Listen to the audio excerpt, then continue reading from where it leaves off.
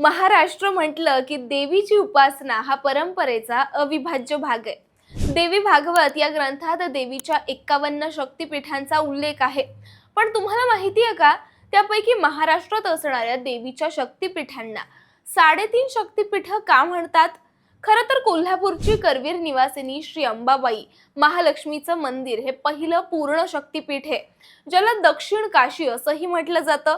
दुसरं पीठ म्हणजे तुळजापूरचं तुळजाभवानीचं मंदिर। महाराजांच्या काळापासून महाराष्ट्राची कुलस्वामिनी म्हणून जिची पूजा केली जाते।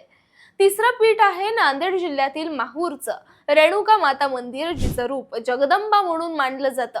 आणि चौथं म्हणजे नाशिक जिल्ह्यातील सप्तशृंगी देवी, जी अर्धपीठ मानली जाते, कारण तिची मूर्ती स्वयंभू आहे आणि देवी 18 हातांनी महिषासुराचा वध करते, म्हणून ती महिषासुरमर्दिनी म्हणून ओळखली जाते। किंबहुना 3.5 शक्तिपीठे म्हणजे ओंकाराचे सगुण रूप आहे।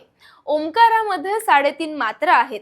अकार पीठ माहूर, उकार पीठ तुळजापूर, मकार पीठ कोल्हापूर आणि ऊर्ध्व मात्रा सप्तशृंगी। सप्तशृंग निवासिनी देवीच्या मूळ ठिकाणाचं दर्शन सर्वांना होत नाही, म्हणून अर्धपीठ मानलं जातं।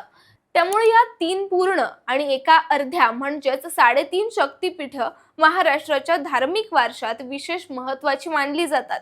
ही केवळ मंदिरं नाहीत, तर या जागा आदिशक्तीचं मूळ स्थान मानले जातात आणि आजही लाखो भक्तांसाठी श्रद्धेचं केंद्र आहेत।